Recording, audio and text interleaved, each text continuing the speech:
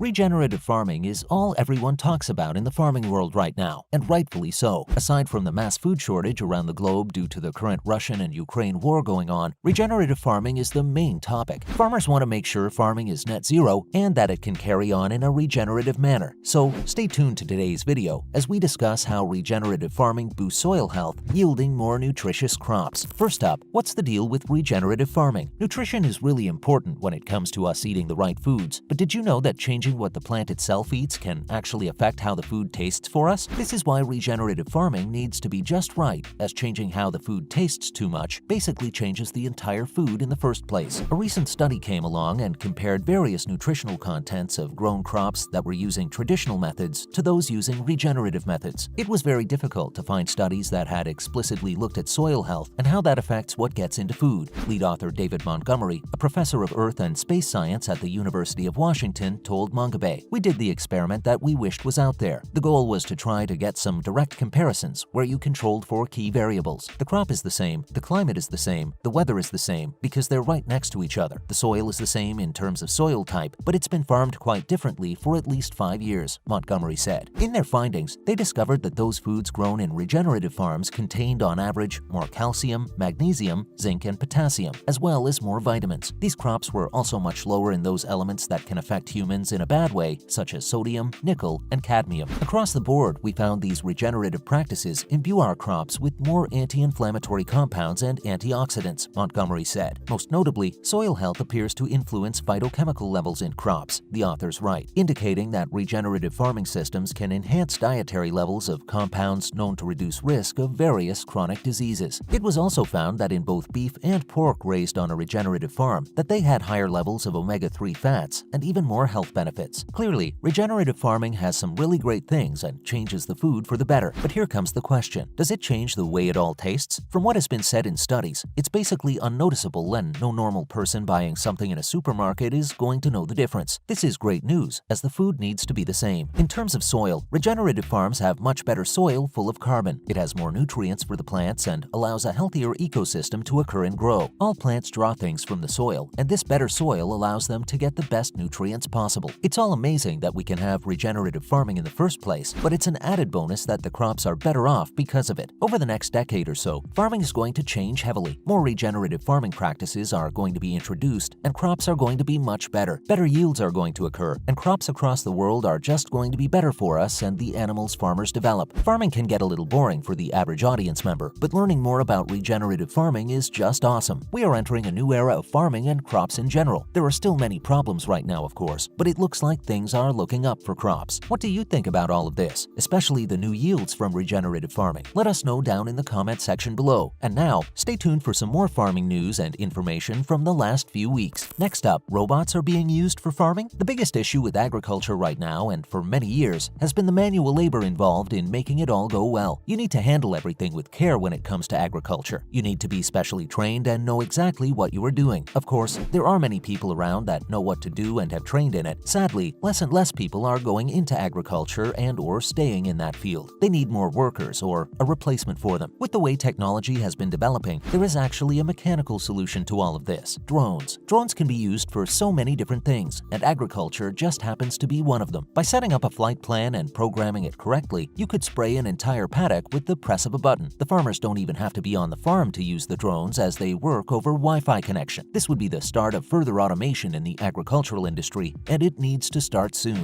Fewer workers in the current food shortage means things are much worse than they need to be. If these drones can help speed things up and make it all more efficient, then it's going to be booming for the industry. Sadly, despite us having the technology to implement the drones on farms, the connectivity issues are what plague the system right now. This is a massive barrier that is stopping the drones from being used all the time. This is mainly in places like Australia, where the farms constantly struggle with internet and reception issues. This makes hands-free farming hard and near impossible, as a good connection and large amounts of data are needed for it all to work. An issue that many are referring to, if all of these plans go ahead and the drones start working on farms, is what it means for actual people. Well, another industry that has already started using more machines than men is, of course, the mining industry. This industry has been using automated systems and devices for many years now, and it actually creates more jobs than you might think. Rather than having people do the menial tasks that could get them injured as well, they instead help out with the drones and make sure all the mechanics are working correctly. It's a really cool job, job that many forget about. Finally, spray bots are the future of cutting labor. It looks like now that technology is getting better and better, farming labor is going to be reduced. We can see this already about to take effect in Australia, as these spray bots are cutting costs, labor, and all for an inexpensive price. Here are the key facts that we know right now. New and automated spray bots have already saved farmers hundreds of dollars on labor, chemicals, and of course gasoline. Those who have purchased these bots are already getting 100% of their return inside of 2 years of having them, and the same manufacturers are predicting that tractors will be automated within 10 years. Things are steadily changing in this industry, and it's awesome to see. It's going to save a lot of time, money, and of course, increase the yield. Some have stated that they need an employee to keep an eye on the automated spray bots and rigs, but one farmer has done something special. Tom Coggin from Coggin Farms actually controls all of it from his iPad and waits for it to notify him of refills needed for the rigs. He also went on to talk about how the robots are in fact getting the so-called boring job of the farms, which makes a whole lot of sense. His business has also gone up to 90% on chemicals when his paddocks have been clear, because they are only sprayed when it noticed a weed and not by a human. These bots are functioning all day for 24 hours, and it's an insane thing for these farmers. It saved a lot of time already and could change many farmers' lives across the world if they implemented it right now. Sadly, the problem right now is that these are manufactured specifically for your farm, meaning you have to book out a manufacturer specifically for you. Currently, the waiting list is about a year in advance, so farmers really need to get on this right now, otherwise they are waiting even longer for this to change their lives. Let us know down in the comment section below what you think of this new farming tech and how it's going to affect the industry from now on. Let us know what else you know about this if you are interested as well. And that's the end of today's video. Hopefully you enjoyed this latest video. If you did, would you please let us know down in the comment section below? It would be very helpful. Make sure to like the video, comment down below, and of course subscribe to the channel with the notification bell rung. Thank you for watching today's video. Bye!